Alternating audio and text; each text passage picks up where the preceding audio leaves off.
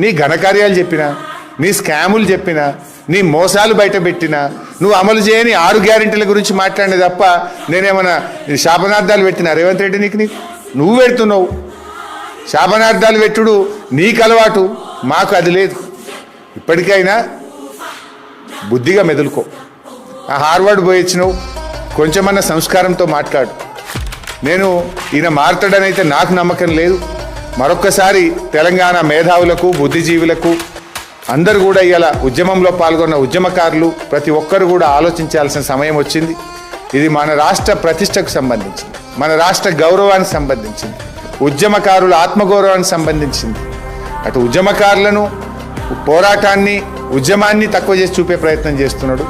ఈయన భాష వల్ల, ఈయన వ్యవహార శైలి వల్ల కూడా ఈ రాష్ట్రం యొక్క ప్రతిష్ట దెబ్బతింటుంది.